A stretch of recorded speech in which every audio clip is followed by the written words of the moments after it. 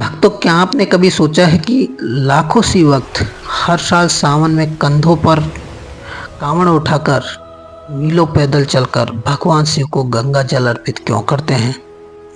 क्या यह केवल एक परंपरा है या इसके पीछे कोई गहरा आध्यात्मिक रहस्य छिपा है? आज की हरी कथा में हम जानेंगे कि कांवड़ की उत्पत्ति, उसकी पौराणिक मान्यता और उसका आध्यात्मिक संदेश क्या है। भक्तों, यह कथा समुद्र मंथन की प्रसिद्ध परंपरा से जुड़ी हुई है।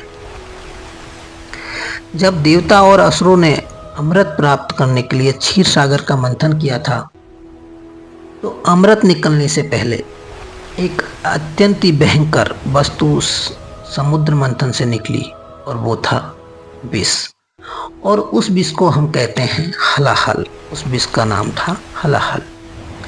उस विष की ज्वाला इतनी प्रचंड थी कि तीनों लोग संकट में आ गए थे।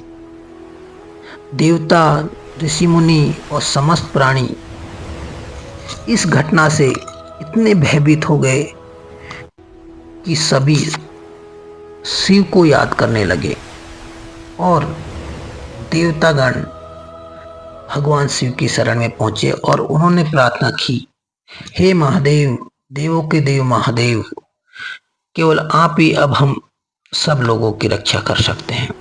यह सृष्टि संकट में आ गई है भगवान, आप ही हम को इस समस्या से बचा सकते हैं। भगवान शिव ने बिना किसी स्वार्थ के और बिना किसी समय गवाए यह निर्णय लिया कि उस विष को वो अपने कंठ में धारण करेंगे। तो भगवान शिव ने उस विष को पी लिया, लेकिन माता पार्वती ने विष को उनके कंठ से नीचे नहीं उतरने दिया भक्तों, जिससे क्या हुआ, उनका जो कंठ है वो नींदा पड़ गया।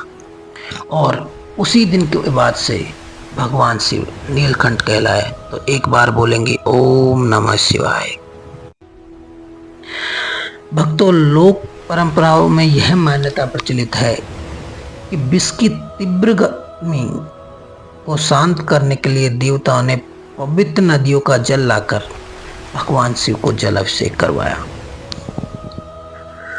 भगवान शिव को जल अभिषेक करवाया।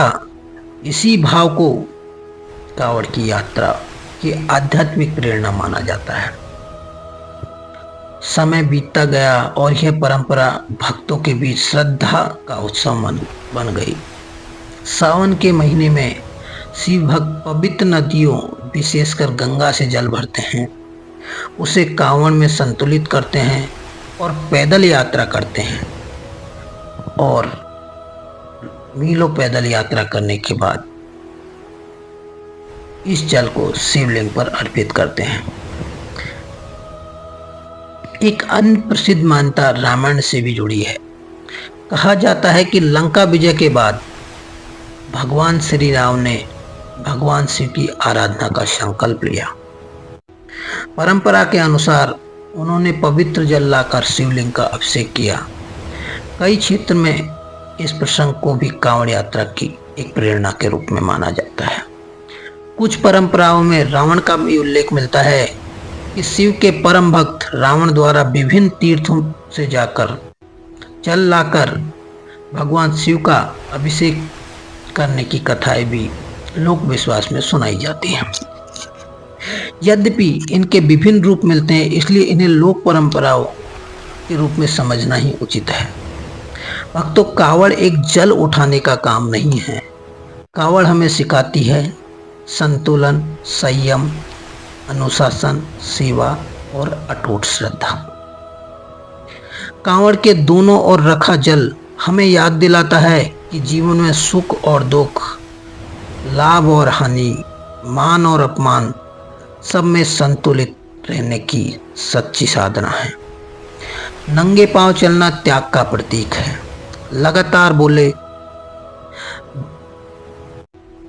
बम बम भोले, हर हर महादेव का मन ही मन जाप करने से आप का जो ध्यान है वो संसार के जो लोभ मोह माया से हटके भगवान शिव से जुड़ जाता है।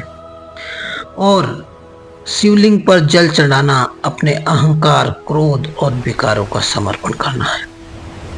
इसलिए सावन की कांवड़ यात्रा केवल एक धार्मिक आयोजन नहीं, बल्कि आत्मशुद्धि और भक्ति का एक महान पर्व है। यदि आप इस सावन कांवड़ यात्रा करें तो केवल मनोकामना के लिए नहीं, बल्कि अपने मन को पवित्र बनाने के भाव से करें। महादेव भाव के भूखे हैं, उन्हें धन की नहीं सच्ची श्रद्धा बहुत ज्यादा प्रिय है। इसी विश्वास के साथ आइए हम मिलकर कहें, हर हर महादेव, बम बम भोले, ओम नमः शिवाय। यदि आपको यह कथा पसंद आई हो तो हमारे चैनल हरि कथा संगम को सब्सक्राइब करें, वीडियो को लाइक करें और भक्तों अपने परिवार के साथ और सभी शिव भक्तों के साथ इसे शेयर करें। हर हर महादेव। तो इसी के साथ मिलते हैं अगले वीडियो में।